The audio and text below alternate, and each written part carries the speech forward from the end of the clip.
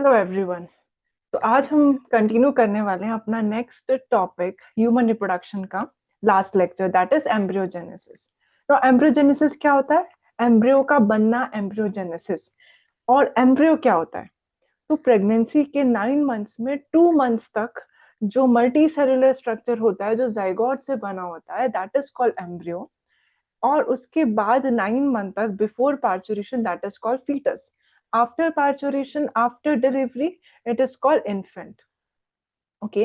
इस एम्ब्रियोजेनेसिस में अब हमने पढ़ा था फर्टिलाइजेशन तक कि फर्टिलाइजेशन हो जाता है, जो एग है वो फर्टिलाइज हो जाएगा विद द मेल गैमेट, तो बनेगा जाइगोट। अब जाइगोट डिप्लॉयड इन नेचर है और एक सेल है, सिर्फ एक सेल। अब इस एक सेल से हमें पूरा का पूरा ऑर्गेनिज्म बनाना है, तो मतलब सेल डिवीजन होगा, millions and millions of cells बनेंगे। तो उस सेल डिवीजन को बोला जाता है cleavage. So what is cleavage? Cleavage is the rapid mitotic division. This is the rapid mitotic division giving rise to rapid mitotic division giving rise to embryo, that is called cleavage. अब यहाँ पे एक catch है, cleavage का जो interface है उसमें growth phase नहीं होता।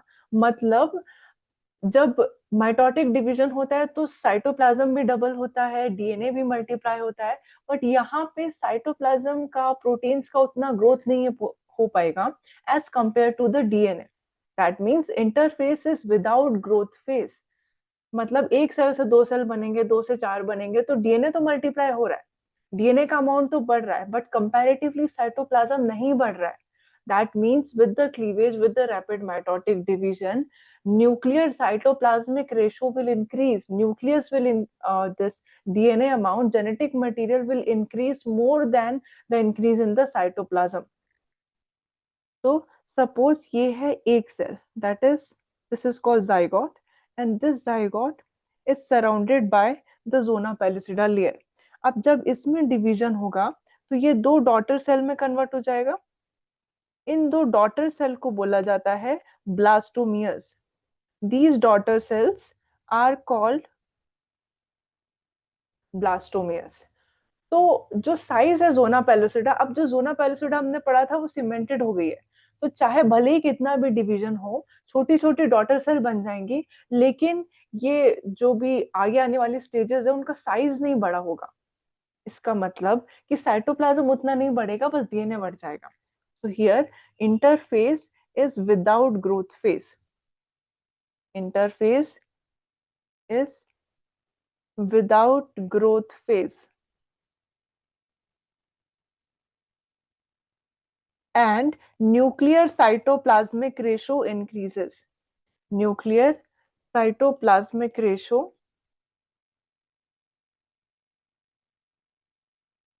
increases. Nuclear cytoplasmic ratio increases. This is very very important. Means genetic material का amount बढ़ रहा है, but cytoplasm comparatively नहीं बढ़ रहा है। तो ये तो ब्लास्टोमियर बन गए।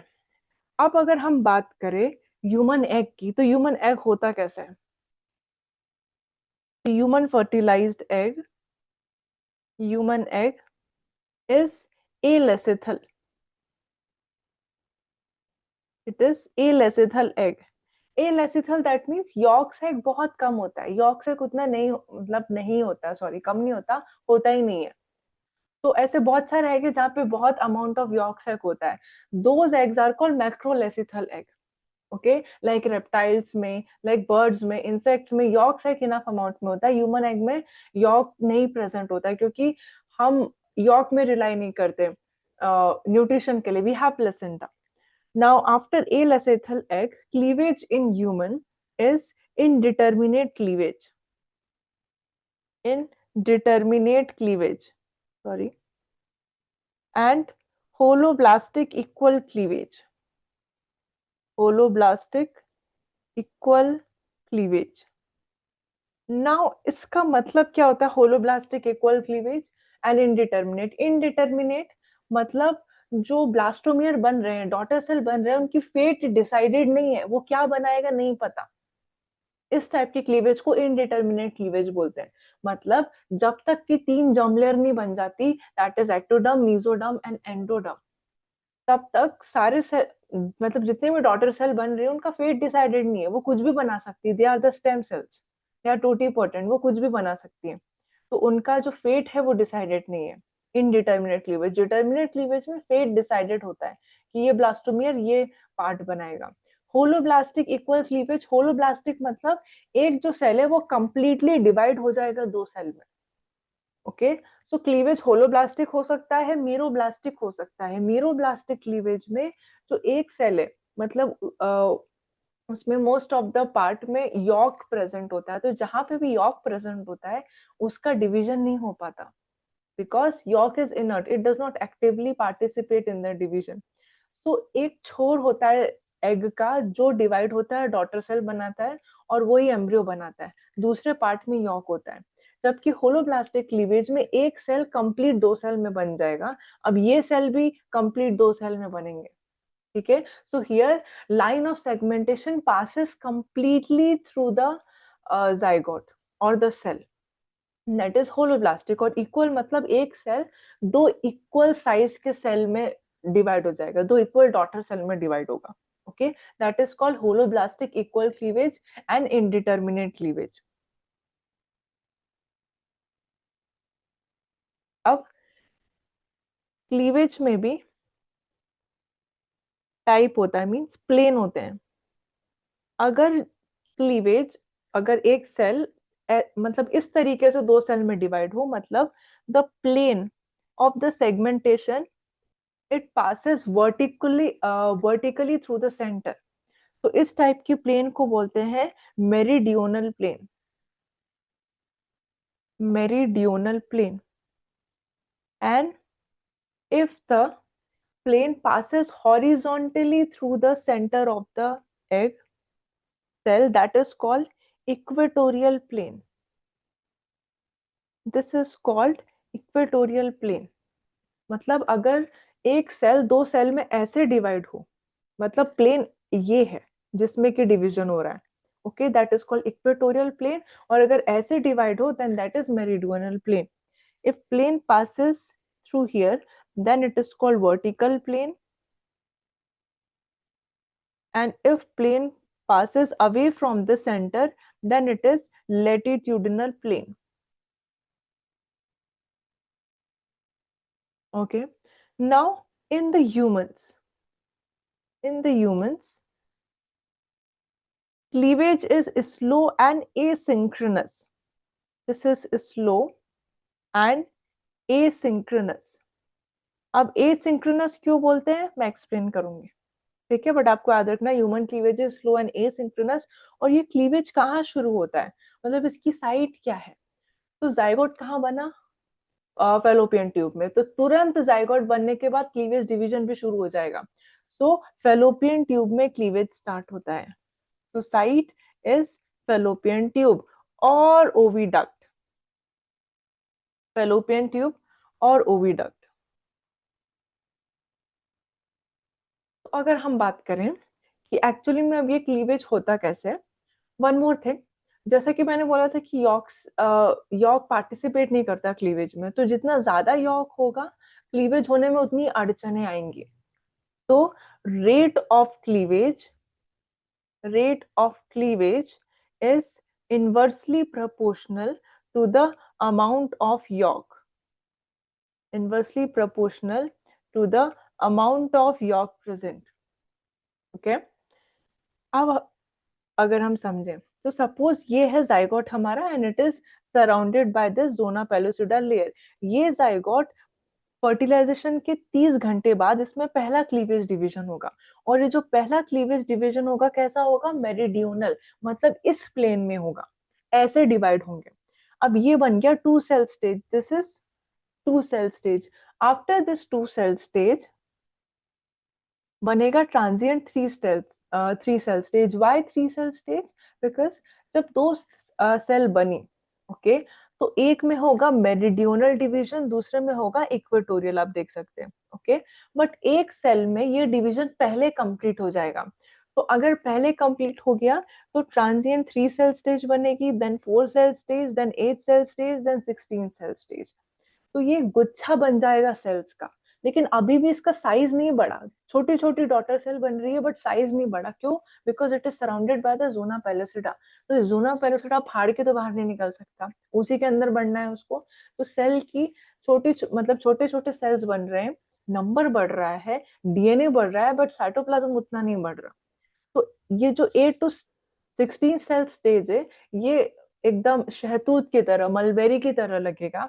इसलिए 8 to 16 सेल स्टेज को बोला जाता है morula. Very very important, morula is 8 to 16 stage cell stage होती है। ये चौथे दिन बन जाएगा आफ्टर द फर्टिलाइजेशन। अब ये जब क्लीवेज डिवीजन हो रहा है तो उसी के साथ साथ ये मूव भी कर रहा है। ये कहाँ मूव करेगा? It will move towards the uterus. As it moves towards the uterus, the cells of the morula, they will differentiate into two types of cells, that is trophoblast and the inner cell mass. Okay, trophoblast and the inner cell mass. अब trophoblast flattened sales है, आप देख सकते हैं जो outer layer है वो है ट्रोफोब्लास्ट, और इनर जो सेल मास है इसको एम्ब्रियोनल, मतलब जो इनर आपको राउंडेड सेल्स दिख रहे हैं वो है इनर सेल मास, या इसको एम्ब्रियोनल नॉब भी बोलते हैं। क्यों? क्योंकि यही इनर सेल मास क्या बनाएगा? यही इनर सेल मास एम्ब्रियो बनाएगा। ट्रोफोब्लास्ट लेयर आउटसाइड की जो पतले चपटे सेल दिख रहे हैं वो एम्ब्रियो नहीं बनाएंगे, inner cell mass embryonal knob बनाएगा एम्ब्रियो। ओके, और ये जो कैविटी दिख रही है इसको बोलेंगे हम ब्लास्टोसील कैविटी। ओके, सो ये कंप्लीट लेयर है, इसको बोलते हैं ब्लास्टोसिस्ट या blastula. Okay, in humans this is called blastocyst. Blastocyst. अब ये ब्लास्टोसिस्ट कहाँ प्रेजेंट है? ये आ गई है यूट्रस में। अब इसको और बड़ा करना है या फिर इसको इम्प्लांट होना है तो पहले तो इसे इसकी 4 दीवारों से निकलना पड़ेगा, सीमेंट से निकलना पड़ेगा। तो क्या करेगा? जो ट्रोफोब्लास्ट लेयर है कुछ लाइटिक एंजाइम्स रिलीज करेंगे और इस जोना में छेद कर देंगे, इस जोना पेलोसिडा में छेद कर देंगे और स्क्वीज आउट होके बाहर निकल आएंगे, जिसको कि बोला जाता है जोना हैचिंग। जैसे ये स्क्वीज आउट होके बाहर निकल गए, अब ये क्या करेंगे? इम्प्लांट। अब ये जो एंडोमेट्रियम है जो उसके लिए तैयार बैठी है उसके अंदर घुस जाएंगे। तो ये रहा यूट्रस। अब ये जब भी इम्प्लांट होता है, एम्बेड होता है, तो वो हमेशा इनर सेल मास की तरफ से ही घुसेगा। मतलब वहां पे जो ट्रोफोब्लास्ट लेयर है वो कुछ लाइटिक एंजाइम्स रिलीज करेंगे, ये एंडोमेट्रियम को इरोड करेगा, अपनी जगह बनाएगा और धीरे धीरे करके अंदर धस जाएगा और एंडोमेट्रियम उसको चारों तरफ से कवर कर लेगा। इसी पार्ट को हम डेसिडुआ बोलते हैं, इसी एंडोमेट्रियम को डेसिडुआ बोलते हैं। तो जो part of the endometrium which is present between the embryo and the lumen of the uterus, that is called decidua capsularis. I'm getting? After that, the part of the endometrium which is present between the uh, embryo and the myometrium. Okay, myometrium और embryo के बीच की जो layer है यहाँ पे जो present है that is called decidua basalis, और आसपास की लेयर है जिसको कवर किए हुए that is called decidua parietalis. Okay, decidua parietalis. तो डेसिडुआ क्यों बोल रहे हैं? क्योंकि डेसिडुअस है, it will fall off after the pregnancy. Okay, अब इसमें से क्या सब कुछ प्लेसेंटा बना लेगा? नहीं, जो डेसिडुआ बेसिलिस वाला पोर्शन है, ये डेसिडुआ बेसिलिस यही प्लेसेंटा बनाएगा। मतलब एम्ब्रियो यहाँ पे है और ये ऊपर से अटैच है प्लेसेंटा से, तो ये वाला पोर्शन जो डेसिडुआ बेसिलिस है वही प्लेसेंटा बनाएगा। हम पढ़ेंगे कैसे बनेगा प्लेसेंटा। ओके, तो डेसिडुआ बेसिलिस, डेसिडुआ कैप्सुलैरिस जो उसको कवर किए हुए है ल्यूमन में, और आसपास का पोर्शन डेसिडुआ पेराइटलिस। अब ये on the 7th day after the fertilization ये ब्लास्टोसिस्ट एम्बेड हो जाएगा एंडोमेट्रियम में from the inner cell mass side, और इसी को हम बोलेंगे इम्प्लांटेशन। अब इम्प्लांटेशन हो गया ब्लास्टोसिस्ट का। अब ब्लास्टोसिस्ट में क्या होगा? It will further develop. अब जो आउटर की चपटी चपटी लेयर दिख रही थी आपको, ट्रोफोब्लास्ट लेयर, अब वो ट्रोफोब्लास्ट लेयर भी 2 लेयर में डिफरेंशिएट होगी। पहली होगी सिंसाइटोट्रोफोब्लास्ट और साइटोट्रोफोब्लास्ट। मींस ये जो आउटर लेयर दिख रही है ये सिंसाइशियम है, मतलब मल्टी न्यूक्लिएटेड है, तो इसको सिंसाइशियो ट्रोफोब्लास्ट बोला। और इनर लेयर मतलब इसमें अलग अलग सेल है, तो ये है cytotrophoblast. Okay, after that inner cell mass का क्या होगा, जो जिसको कि एम्ब्रियो बनाना था, ये इनर सेल मास भी दो लेयर्स में डिफरेंशिएट होगी। पहली एपिब्लास्ट, आप देख सकते हैं ये कॉलुमनार सेल्स है, उसके बाद हाइपोब्लास्ट क्यूबॉइडल सेल्स है। ओके, नाउ नेक्स्ट स्टेप में क्या होगा, ये जो एपिब्लास्ट लेयर है ये धीरे धीरे नीचे आएगी और एक ऊपर से कैविटी बना लेगी। कैसी कैविटी बना लेगी, एमनियोटिक कैविटी। ये डिवाइड हो गई और इसने पूरी कैविटी बना ली यहाँ पे, this is called amniotic cavity. और ये जो आउटर के सेल है, दिस इज एमनियन। ओके, उसी तरीके से जो हाइपोब्लास्ट भी है, ये यॉर्क सेक बना लेगा, ये कैविटी डिवाइड होगा और यॉर्क सेक बना लेगा। और ये जो दो लेयर दिख रही है, ये दो लेयर एपिब्लास्ट एंड हाइपोब्लास्ट, इन दो लेयर को बोलते हैं बायलेमिनार डिस्क या फिर एम्ब्रियोनिक डिस्क। मतलब यही दो laminar disc ectoderm, mesoderm and endoderm बनाएगी, और यही तीन लेयर फिर एक पूरा एम्ब्रियो और फीटस बना देगा। ओके, तो ये बायलेमिनार डिस्क को एम्ब्रियोनिक डिस्क भी बोलते हैं। This is called embryonic disc, embryonic disc. Okay, अब ये जो एमनियोटिक कैविटी है और ये यॉर्क सेक है, अब इसका क्या होगा, नेक्स्ट स्टेप कैसा दिखेगा कि अब ये छोटा हो जाएगा। ये रहा हमारा एमनियोटिक कैविटी, ये रहा यॉर्क सेक। फाइन। और इसके आसपास ये पिंक कलर की लेयर आप देख सकते हैं, पिंक कलर की layer, this will be formed which is called extra embryonic mesoderm, this is called extra embryonic mesoderm। तो ये कवर कर लेगी, तो ऐसे तरीके से यस, एक्स्ट्रा एम्ब्रियोनिक मेसोडर्म। और ये जो आपको फिंगर लाइक प्रोजेक्शन ये दिख रहे हैं, ये है कोरियोनिक विलाई। तो पहले तो मैं आपको चार एक्स्ट्रा एम्ब्रियोनिक लेयर बता देती हूँ, उसके बाद मैं एक्सप्लेन करूंगी ये बना कैसे। तो ये जो आउटर लेयर आपको दिख रही है,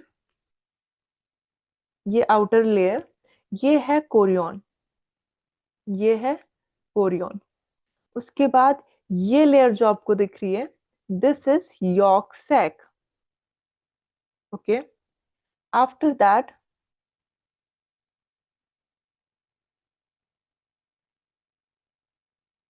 ये जो लेयर दिख रही है आपको, वो दूसरे कलर से बना लेते हैं।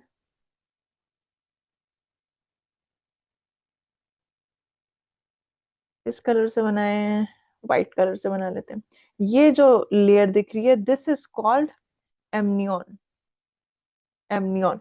और एक और लेयर होती है allantois.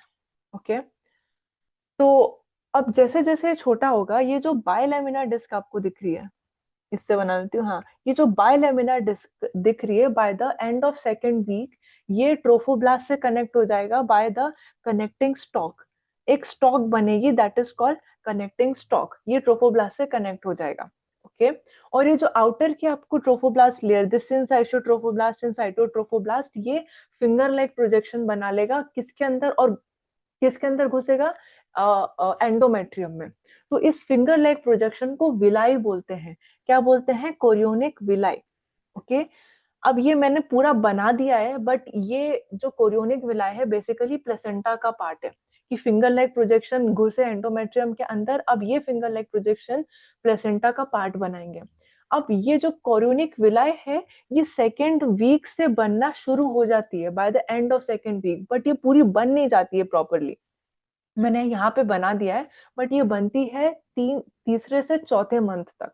Placenta is fully formed by 3 to 4th month of pregnancy, उससे पहले वो बन रही होती है। मैंने यहाँ पे ऑलरेडी बना के दिखा दिया है। Okay, don't get confused. अब ये कोरियोनिक विलाई का पार्ट क्या है, अब ये जो कनेक्टिंग स्टॉक मैंने दिखाया, ये बनाएगी फ्यूचर अम्बिलिकल कॉर्ड। ये क्या है, फ्यूचर अम्बिलिकल कॉर्ड। और आप जानते हैं अम्बिलिकल कॉर्ड के अंदर क्या होता है, ब्लड वेसल्स, ब्लड कैपिलरीज होती हैं। और इन ब्लड कैपिलरीज का क्या काम है, फीटस से डीऑक्सीजनेटेड और टॉक्सिक ब्लड को ले जाना, वो कोरियोनिक विलाई में ले जाएंगी।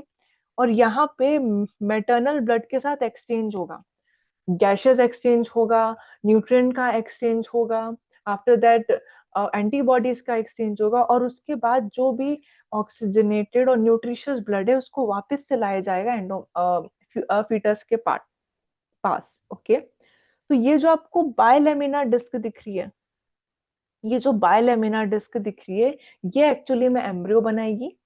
ये embryo is surrounded by the amniotic cavity, और ये यॉर्क सैक बाद में छोटा हो जाएगा क्योंकि उसका उतना काम नहीं है। Are you getting? और ये जो कोरियोनिक विलाई है वो किसका पार्ट बनेगी? एंडोमे सॉरी प्लेसेंटा का पार्ट बनाएगा। Will study placenta. Placenta is made up of decidua basalis plus chorionic villi, दोनों मिलके एक डिस्क लाइक स्ट्रक्चर बनाते हैं जिसको कि हम प्लेसेंटा बोलते हैं। और ये जो कनेक्टिंग स्टॉक है ये अम्बिलिकल कॉर्ड है। ये अम्बिलिकल कॉर्ड प्लेसेंटा को और फीटस को, बच्चे को कनेक्ट कर रहा है। Is it clear? अब ये जो मैंने आपको चार मतलब ये तीन लेयर बताई, इनको बोलते हैं एक्स्ट्रा एम्ब्रियोनिक मेम्ब्रेन। मतलब ये एम्ब्रियो के आसपास है, इर्द गिर्द है, ये एम्ब्रियो नहीं बना रही। ठीक है, तो एक्स्ट्रा एम्ब्रियोनिक मेम्ब्रेन में आ जाता है कोरियन, उसके बाद यॉर्क सैक, और यॉर्क सैक के अलावा एक और एक्स्ट्रा एम्ब्रियोनिक मेम्ब्रेन होती है जिसको कि बोलते हैं एलेंटॉइस, और फिर एमनियन। ओके, ये एलेंटॉइस बेसिकली कनेक्टिंग स्टॉक को बना रहा है और कुछ नहीं। मतलब ये जो कनेक्टिंग स्टॉक है एलेंटॉइस से बनी हुई है। अब कहीं कहीं आप क्वेश्चन में ये चीज देखेंगे, वेट,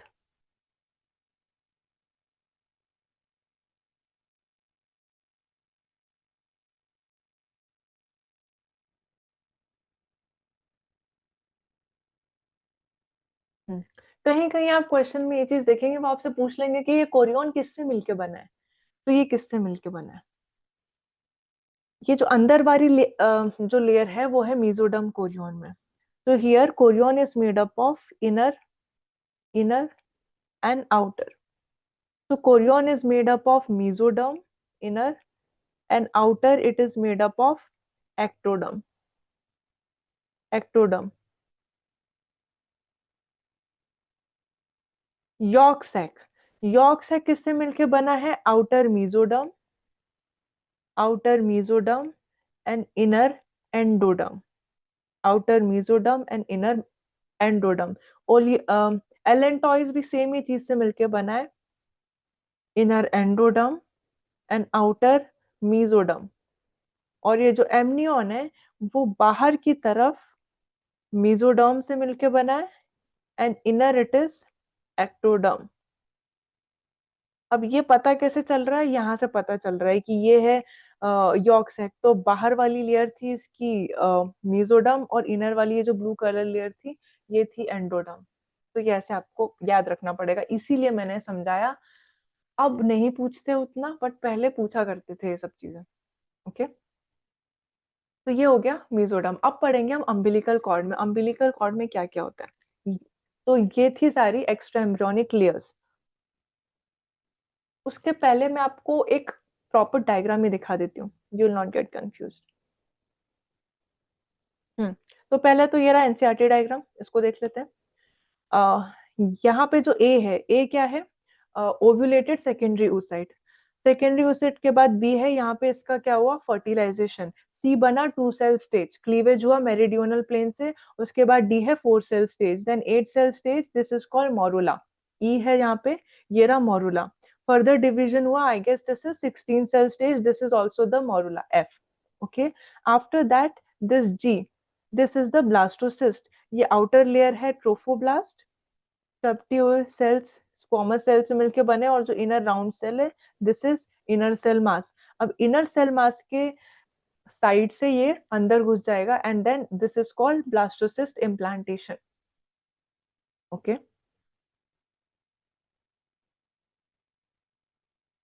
यहाँ ज्यादा समझ आएगा। यस, तो ये देखिए जो मैंने एक्सप्लेन किया, जो मैंने ड्रॉ किया, ये बिल्कुल वही है। ये by the 9th day of fertilization है। ये कैसा दिख रहा होगा? तो ये एम्बेडेड हो चुका है ये है आपकी endometrium of the uterus. Okay, this outer layer, this is called cytotrophoblast, और ये जो बिखरा हुआ पोर्शन है this is called syncytiotrophoblast, syncytium. Okay, उसके बाद ये जो ब्लू कलर की लेयर है दिस इज एपीब्लास्ट, ये येलो कलर की लेयर है this is called hypoblast. Together this will be called bilaminar disc, जो कि एम्ब्रियो बनाएगा। ये जो इनर पार्ट है इस this is amniotic cavity and this is the yolk sac portion. Okay, अब ये फर्दर डेवलप होगा, तो जैसा कि मैंने बोला ये छोटा हो जाएगा, यहाँ पे गैप बनेगा और ये मीजोडम, एक्स्ट्रा एम्ब्रियोनिक मीजोडम बनने लगेगा और ये इसको यहाँ से कवर कर लेगा। ओके, एक्स्ट्रा एम्ब्रियोनिक मीजोडम, ये रहा एक्स्ट्रा एम्ब्रियोनिक मीजोडम, और इसको ये यहाँ से और इधर से कवर करेगा। This is the amnion, this is amniotic cavity and this is bilaminar disc. दिख नहीं रहा, अब दिखेगा, yes, epiblast and hypoblast, this is bilaminar disc. और आप देख सकते हैं कि जो सिंस आइसोट्रोफोब्लास्ट में ये लेक्यूनास प्रेजेंट है, स्पेस प्रेजेंट है, और जो मेटर्नल साइनोसॉइड है जो कि एंडोमेट्रियम का हिस्सा है वो फट करके उसमें से जो मेटर्नल ब्लड है ये जाके लेक्यूना में मिल जाएगा, मतलब यहाँ पे मेटर्नल ब्लड से भर जाएगा ये। ओके, और जो मैंने स्ट्रक्चर बनाया था ये रहा, मतलब कुछ इस तरीके का दिखेगा। You can see these two layers. These are the bilaminar embryonic disc. This is the yolk sac. ऊपर वाली amniotic cavity, ऊपर वाली लेयर है amnion. ओके, ये रहा एक्स्ट्रा एम्ब्रियोनिक मीजोडर्म, और ये पोर्शन आप देख रहे हैं this is the connecting stalk. Okay, it will connect to the trophoblast layer, later on ये ऐसा विलाई बना लेगा। ठीक है, बाद में बनाएगा, पहले नहीं बनाएगा। चलिए अब आगे हम लिखते हैं, इसके बारे में लिखेंगे अम्बिलिकल कॉर्ड। अम्बिलिकल कॉर्ड, अब ये अम्बिलिकल कॉर्ड आर्टरीज और वेन से मिलकर बनी होती है। So it consist of, this consist of two umbilical arteries, two umbilical artery and one umbilical vein, two umbilical artery and one umbilical vein. अब आपको पता है कि artery carry blood away from the heart, so artery will carry blood away from the fetus to the placenta, means chorionic villi. तो जो artery है this will carry deoxygenated blood, it will carry deoxygenated and toxic blood. Okay, और ये chorionic villi में जाएगा, वहां से जो लैक्यूना में प्रेजेंट मतलब मेटर्नल ब्लड था उससे डिफ्यूजन होगा। डिफ्यूजन क्या होगा बेसिकली, कि डिफ्यूजन होगा गैसेस का, नाइट्रोजनस वेस्ट का, न्यूट्रिशन का डिफ्यूजन होगा, और ये जो डीऑक्सीजनेटेड टॉक्सिक ब्लड था ये ऑक्सीजनेट और न्यूट्रिशियस ब्लड हो जाएगा। This will get oxygenated, so oxygenated and nutrient rich blood, nutrient rich blood will be carried by veins through the umbilical cord to the fetus again. इसका मतलब umbilical cord is carrying only fetal blood, यहाँ पे fetal और maternal blood कभी mix नहीं होगा। Okay, यहाँ पे जो भी ब्लड प्रेजेंट था वो सिर्फ फीटल ब्लड है, कोई मैटरनल ब्लड नहीं है, मैटरनल ब्लड कोरियोनिक विलाई के बाहर है। तो बहुत, this is very important, this consist only fetal blood, this consists only fetal blood, there is no mixing of maternal and fetal blood, so 100% fetal blood होता है इसमें, 100% fetal blood। ये हो गया umbilical cord। अब दूसरा हम पढ़ेंगे किसके बारे में, यॉर्क सैक के बारे में। यॉर्क सैक का क्या काम है, यॉर्क सैक का काम है आरबीसी बनाना, so RBC production during initial months, उसके बाद लिवर बनाने लगेगा। दूसरा काम है this forms primordial germ cell, this forms primordial germ cell. ये प्राइमोडियल जर्म सेल क्या है, primordial germ cell will migrate to the testis and ovary and it will differentiate into the primitive cell, मतलब जो spermatogonia oogonia present होता है ovary में, कहाँ से आता है वो, यॉर्क सैक से आता है। यॉर्क सैक से प्राइमोर्डियल जर्म सेल आते हैं टेस्टिस और ओवरी में और डिफरेंशिएट होकर स्पर्मेटोगोनिया ओगोनिया बना लेते हैं। लेटर ऑन वो फिर गैमेट्स बनाते हैं, ठीक है। तो it forms primordial germ cell which migrates to the gonads, which migrate to gonads and give rise to gamete, and then it give rise to gametes. तो ये काम होता है यॉर्क सैक का। ओके, तो ये तो हो गई ब्लास्टुला स्टेज, मतलब 2 वीक तक यही हो रहा है। अब तीसरे वीक से आती है third stage, that is the gastrula, and the process is called gastrulation, very important. So next stage is gastrulation. अब gastrulation में क्या होता है? Okay, so gastrulation, this occurs by the 15th day of fertilization या third week of fertilisation में शुरू होता है। इस गैस्ट्रुलेशन में 3 इवेंट्स होते हैं। पहला इवेंट है मॉर्फोजेनेटिक मूवमेंट, मॉर्फोजेनेटिक मूवमेंट। अब ये क्या बोला, ये किस चिड़िया का नाम है? तो जो मॉर्फोजेनेटिक मूवमेंट, मतलब हमने जो बायलेमिनार डिस्क देखी थी उसमें कुछ मूवमेंट होगा, means the cells will move from their original place to the place where they finally settle. अब मैं एक्सप्लेन करूंगी कैसे होगा तो आपको समझ आएगा। तो आप बस याद कर लीजिए कि यहाँ पे सेल्स का मूवमेंट होता है। इस सेल्स के मूवमेंट से जो बायलेमिनार डिस्क है वो ट्राइलेमिनार में कन्वर्ट हो जाती है। मतलब एक्चुअल जो जर्म लेयर बनने का प्रोसेस था कि एक्टोडर्म, मीजोडर्म, एंडोडर्म बनता है और वो सब कुछ कुछ ऑर्गन सिस्टम बनाते हैं, तो वो इसी स्टेज में होता है। कहाँ होता है? गैस्ट्रुलेशन में। तो here it forms trilaminar disc, trilaminar disc, or you can say that 3 germ layers are formed here. 3 germ layers are formed in the gastrulation stage. और थर्ड प्रोसेस होता है formation of archenteron, formation of archenteron, archenteron. Enteron means cut, arc means primitive, means this is the primitive gut, ये primitive गट बना लेगा। And obliteration of blastocoel, मतलब अब blastocoel नहीं बचेगा, भर जाएगा। ऑब्लिटरेशन ऑफ ब्लास्टोसील, तो ये एज इट इज पूछा जा सकता है। अब ये कैसे होता है इसको थोड़ा सा हम डायग्राम से देख लेते हैं कि कैसे होता है। तो बायलेमिनार डिस्क थी, ये रही ऊपर हाइपोब्लास्ट और ये रही epiblast. Okay, hypoblast, epiblast. Yes, so hypoblast layer में, जो ऊपर वाली लेयर में, मैं दिखा देती हूँ यहाँ पे। हम्म हम्म तो ये ऊपर वाली लेयर में डिवीजन होगा। मतलब अगर आप इस लेयर को ऐसे काटे बीच से, तो जो आसपास की साइड है वहां पे डिवीजन होगा, और बीच से जो ऊपर वाली लेयर है एपीब्लास्ट, वहां से टूट टूट के वो नीचे गिरेंगे। यहाँ पे आप देख रहे हैं टूट टूट के नीचे गिरेंगे, और ये सेल्स जो नीचे वाली लेयर है जिसको कि हम हाइपोब्लास्ट बोलते हैं, इन सेल्स को रिप्लेस कर देंगी। मतलब एपीब्लास्ट में डिवीजन होगा, बीच से वो टूट टूट के गिरेंगे। तो जैसे वो डिटैच होगी, यहाँ पे एक ग्रूव बन जाएगा जिसको कि बोलेंगे प्रिमिटिव स्ट्रीक। एक ग्रूव बनेगा, एक लाइन बनेगी जिसको कि बोलेंगे प्रिमिटिव स्ट्रीक। वहां से सेल्स टूट टूट के हाइपोब्लास्ट के सेल्स को रिप्लेस करेंगे। तो जब वो हाइपोब्लास्ट के सेल को रिप्लेस करेंगे तो उस लेयर को बोला जाएगा एंडोडर्म। जितने भी सेल्स है जो बीच में बचेंगे यहाँ पे, ये बनाएगी मीजोडर्म। और ऊपर जो एक्टोडर्म में बचे हुए सेल है, सॉरी एपिब्लास्ट में बचे हुए सेल है, वो एक्टोडर्म बना लेगी। मतलब फाइनली 2 लेयर से अब 3 लेयर बन गई, और वो 3 लेयर है germ layer. Are you getting? तो ये जो सारी लेयर है वो एपिब्लास्ट से ही बन रही है।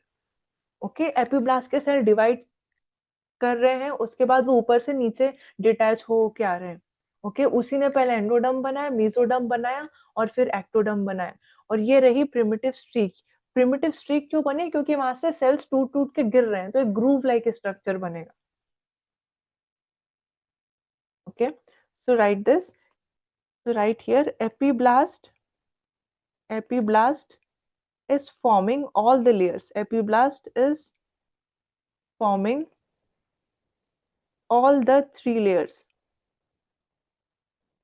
All the three layers. और पहले बन रही है एंडोडर्म, फिर मीजोडर्म, फिर एक्टोडर्म। अब यहाँ पे बात ये है कि जो एंडोडर्म है और जो एक्टोडर्म, एंडोडर्म, मीजोडर्म है, ये क्या क्या ऑर्गन सिस्टम बनाएंगे बॉडी के। तो ectoderm will give rise to the epidermis, बाहर का पोर्शन। एपिडर्मिस आपका पूरा नर्वस सिस्टम बनाएंगी। नर्वस सिस्टम के बाद जो ग्लैंड है, hypothalamus, pituitary gland, pineal gland. Okay, pituitary gland,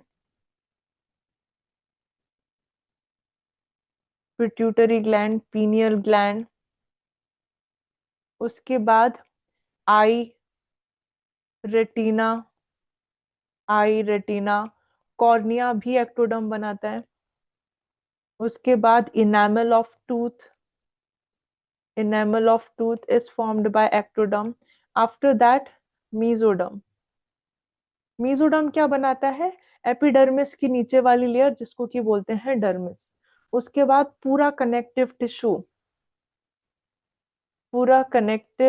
tissue मतलब muscle, bone, cartilage, blood vessels is formed by mesoderm. After that kidney, gonads.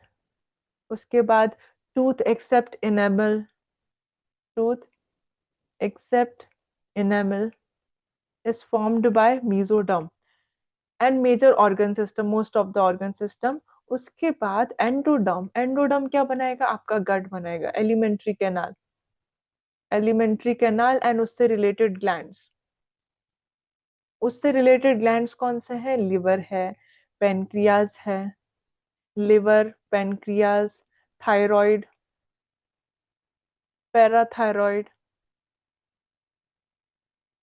Parathyroid, then inner lining of urethra, urinary bladder, then lungs. ये आपका general knowledge, आपको पता होना चाहिए कि ectoderm क्या बनाएगा, मेसोडर्म क्या बनाएगा, एंडोडर्म क्या बनाएगा।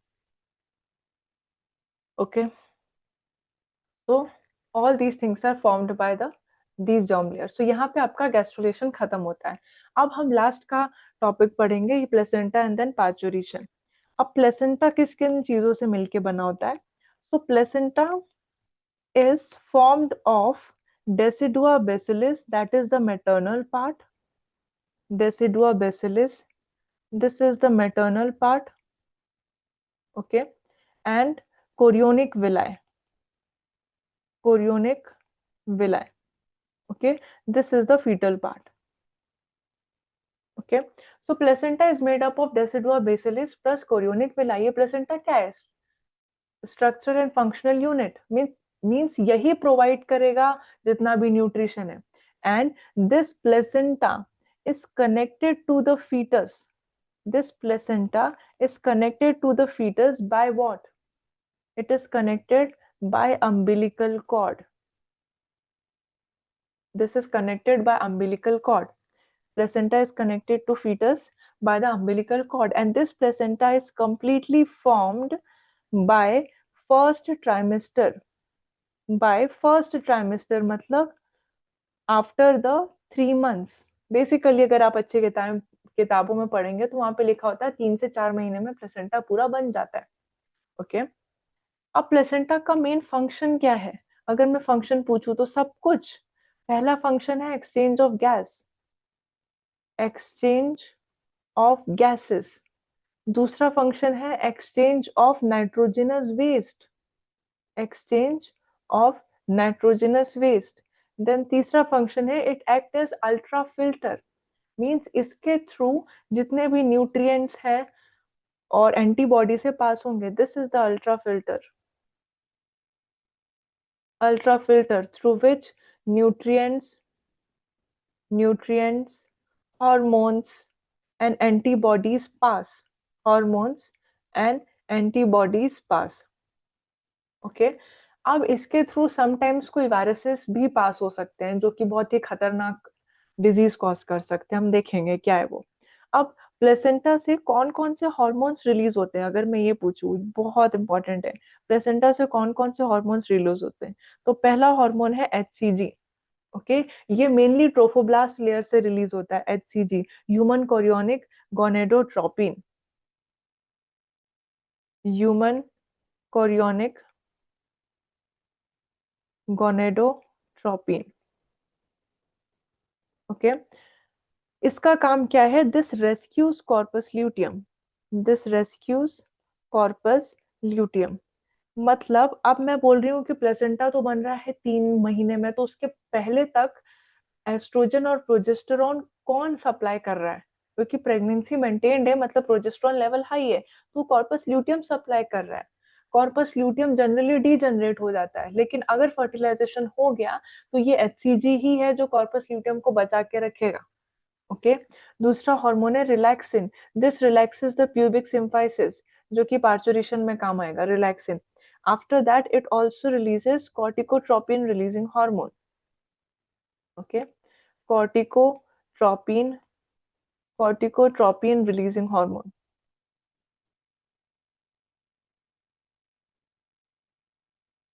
दूसरा हार्मोन है HPL और HCS। HPL ये हमने पढ़ा है ऑलरेडी, ह्यूमन प्लेसेंटल लैक्टोजन और human chorionic somatomammotropin. It helps in the development और growth of the mammary gland. अब ये कॉर्टिकोट्रोपिन रिलीजिंग हार्मोन ये क्या करेगा? ये कॉर्टिसोल लेवल बढ़ाएगा। ओके, ये cortisol basically it sets the timing of the parturition, मतलब डिलीवरी का टाइम सेट करता है। डिलीवरी के टाइम ये बहुत हाई होगा। After that it will also prepare the fetal lung for the breathing, मतलब जैसी डिलीवरी होगी तो पहली बार सांस लेगा, so it lead to the और it helps in the production of the surfactant. Okay, after that TRH, thyrotropin releasing hormone, मतलब ये थायरोक्सिन लेवल भी बढ़ाएगा। थायरोट्रोपिन रिलीजिंग हार्मोन, क्योंकि हमने पढ़ा है थायरोक्सिन मदद करता है मेंटल एंड फिजिकल ग्रोथ में। तो एक प्रेग्नेंट वुमेन में थायरोक्सिन लेवल हमेशा ज्यादा होगा। आफ्टर दैट एस्ट्रोजन और प्रोजेस्ट्रॉन तो बनाएगा ही है। ओके, सो इतने सारे हार्मोन बनाता है, तो एक प्रेग्नेंट लेडी में HCG लेवल ज्यादा होगा, रिलैक्सिन होगा, कॉर्टिसोल लेवल ज्यादा होगा, HCS होगा, आफ्टर दैट थायरोक्सिन लेवल ज्यादा होगा और एस्ट्रोजन प्रोजेस्ट्रॉन भी होगा। अब एनसीईआरटी में सिर्फ 3 हार्मोन का नाम दिया है कि ये सिर्फ प्रेगनेंसी के टाइम ही रिलीज होते हैं। कौन से 3 हार्मोन है वो? दैट इज HCG, HCS और HPL and relaxin. This is only released during pregnancy. Only released during pregnancy. अब ये तो सच नहीं है, क्योंकि रिलैक्सिन नॉन प्रेग्नेंट वुमेन में भी रिलीज होता है through corpus luteum, but NCERT में लिखा है तो हमें मानना है, बात खत्म। ओके, और आपको किस तरीके से क्वेश्चन पूछे जा सकते हैं कि एक प्रेग्नेंट वुमेन में कौन कौन से हार्मोन का लेवल ज्यादा होगा? तो कॉर्टिसोल ज्यादा होगा, एस्ट्रोजन, प्रोजेस्टेरोन, HPL, थायरोक्सिन ज्यादा होगा। क्या ज्यादा नहीं होगा? गोनेडोट्रोपिन कम होंगे, गोनेडोट्रोपिन हाई नहीं होंगे। क्यों? क्योंकि एस्ट्रोजन प्रोजेस्टेरोन ज्यादा है तो गोनेडोट्रोपिन कम होगा, ये नेगेटिव फीडबैक देगा।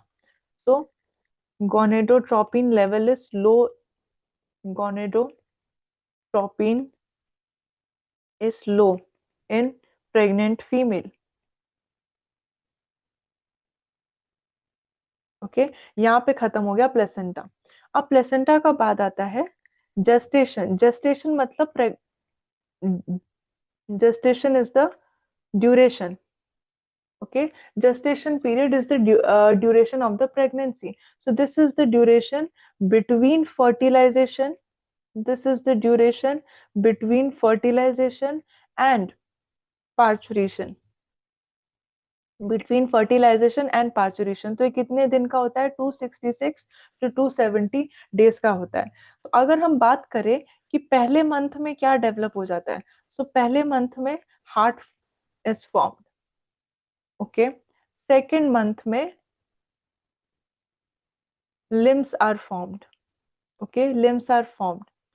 थर्ड मंथ में मेजर ऑर्गन सिस्टम बन चुके होते हैं, मतलब पहले ट्राइमेस्टर में मेजर ऑर्गन्स ऑर्गन सिस्टम बन चुका होता है, that is limbs and digits and the genital organ, genitals.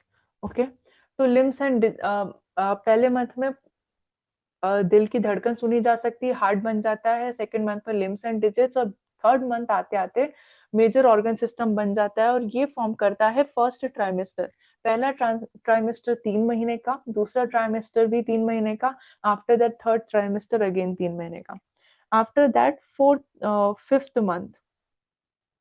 Okay, fifth month में क्या होता है, फर्स्ट मूवमेंट होता है फीटस का, first movement, and hairs appear on head, hairs on head. After that, by the end of second trimester, that is the 6th month, क्या होता है, after that eyelashes are formed, eyelashes are formed and eyelids are separated, eyelashes form, eyelids separated, and when eyelids are separated, body hairs on body is formed, okay, that is called lanugo, that is called lanugo. तो ये पूछा जाता है direct NCERT, पहले महीने में heart, दूसरे महीने में लिम्स एंड डिजिट, तीसरे महीने में मेजर ऑर्गन सिस्टम। इसीलिए पहला जो ट्राइमेस्टर होता है वो बहुत मेजर होता है, इस टाइम में कुछ भी ऐसा केमिकल अल्कोहल कुछ नहीं लेना चाहिए। फिफ्थ मंथ में फर्स्ट मूवमेंट होगा and hairs appear on the head. Sixth month में eyelashes are formed, eyelids are separated, hairs on the body appear. Okay, by the end of 6 months. This is the gestation. Now we'll talk about the parturition. Okay, parturition. Parturition मतलब expulsion of the baby, delivery. Expulsion of fetus.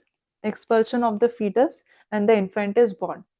अब इस parturition का signal, ये signal आता कहाँ से, तो ये signal, this is formed bye, it comes by fully formed fetus, fully formed fetus, fully formed fetus and placenta. बहुत जरूरी है, this line is very important. Signal for the parturition, it comes from fully formed fetus and placenta. ये signal देंगे parturition का, signal, this signals for parturition, this signals for parturition. After this, जैसे ये signal करेगा, this will lead to the contraction, mild contraction in the uterus, that is myometrium. और जैसे ही mild contraction होगा यूटरस में, this will send signal to the posterior pituitary, this will send signal to the posterior pituitary and this will release what, oxytocin. ये oxytocin will cause further wild contractions or vigorous contraction in uterus. तो basically एक positive feedback है कि पहले uterus में contraction होगा, ये signal देगा पिट्यूटरी को ऑक्सीटोसिन बढ़ाओ, ऑक्सीटोसिन ऑल वाइल्ड कॉन्ट्रैक्शन करेगा, जितना वाइल्ड कॉन्ट्रैक्शन होगा और सिग्नल जाएगा पोस्टीरियर पिट्यूटरी को। तो ये एक पॉजिटिव फीडबैक मैकेनिज्म है। ओके, और यहाँ पे न्यूरल सिस्टम, एंडोक्राइन सिस्टम दोनों काम कर रहा है। तो जो पार्चुरेशन है, this is neuro endocrine mechanism, very important, this is neuro endocrine mechanism, मतलब दोनों एक साथ काम कर रहे हैं। And this reflex is called fetal ejection reflex, this is fetal ejection reflex and this is positive feedback mechanism, positive feedback mechanism, जितना wild contraction होगा उतना ऑक्सीटोसिन रिलीज करवाएगा। अब ये एक आखिरी सवाल जो पूछा जाता है इसमें, कि पार्चुरेशन में कौन कौन सा हॉर्मोन्स रिस्पॉन्सिबल है, कौन कौन से हॉर्मोन्स रिस्पॉन्सिबल है, तो आप बोल देंगे कि ऑक्सीटोसिन रिस्पॉन्सिबल है, बट ऑक्सीटोसिन के अलावा भी क्या रिस्पॉन्सिबल है, तो ऑक्सीटोसिन के अलावा एस्ट्रोजन रिस्पॉन्सिबल है, कॉर्टिसोल रिस्पॉन्सिबल है, आफ्टर दैट ऑक्सीटोसिन तो है ही, what I am writing, oxytocin responsible है, आफ्टर दैट प्रोस्टाग्लैंडिन रिस्पॉन्सिबल है, एंड दैट्स इट। ओके, तो प्रोजेस्ट्रॉन रिस्पॉन्सिबल नहीं है, but estrogen, cortisol, oxytocin, prostaglandin, one more, relaxin, relaxin तो है। Okay, it relaxes the pubic symphysis. Okay, तो ये 5 hormone responsible है पार्चुरेशन के लिए। अब इसका एक पूरा मैकेनिज्म है, अगेन मैं आपको बता देती हूँ, बट इतना पूछा नहीं जाता कि जो एस्ट्रोजन है डिलीवरी के टाइम में, आखिरी टाइम में जो एस्ट्रोजन है वो सबसे हाई होगा। एस्ट्रोजन हाई होगा तो प्रोजेस्ट्रॉन के इफेक्ट को थोड़ा नलीफाई कर देगा, क्योंकि जनरली प्रोजेस्ट्रॉन एंडोमेट्रियम को शेड ऑफ होने नहीं देगा, लेकिन डिलीवरी मतलब हमें शेड ऑफ करना है। तो ये जो एस्ट्रोजन है, ये जो एस्ट्रोजन है, ये स्टिमुलेट करेगा anterior pituitary of the fetus को, वो रिलीज करेगा एड्रेनोकॉर्टिकोट्रोफिक हार्मोन एड्रिनल कॉर्टेक्स से, फिर डिहाइड्रोएपिएंड्रोस्टेरोन रिलीज होगा फीटस के, जो कि प्लेसेंटा के द्वारा एस्ट्रोजन में कन्वर्ट होगा, and this estrogen can increase the oxytocin receptors on the uterus. तो जो एस्ट्रोजन है वो ऑक्सीटोसिन रिसेप्टर बढ़ाएंगे, जितना ऑक्सीटोसिन रिसेप्टर, ऑक्सीटोसिन का उतना ही ज्यादा effect, myometrium will become more sensitive to the oxytocin. Okay, तो ये सारे हॉर्मोन्स काम करेंगे। यहीं पे चैप्टर ऑलमोस्ट ओवर हो गया है। एक लास्ट पॉइंट कि मैंने एचसीजी बताया था, ये जो एचसीजी है ये एक्चुअली ट्रोफोब्लास्ट लेयर निकालता है, मतलब जैसे ही 8वां दिन हो जाएगा प्रेगनेंसी का, मतलब by the time of fertilization this will release HCG, और ये जो एचसीजी है ये यूरिन के थ्रू बाहर आ सकता है। तो जो होम प्रेगनेंसी किट है वो बेसिकली एचसीजी को ही टेस्ट करती है, एचसीजी के पार्ट को ही टेस्ट करती है जो यूरिन के थ्रू बाहर आता है, and that test is called gravidex test. वो प्रेगनेंसी टेस्ट होता है, ग्रेविडेक्स टेस्ट। ओके, तो यहाँ पे आपका चैप्टर हुआ समाप्त। आई होप आपको ये अच्छे से समझ आया होगा।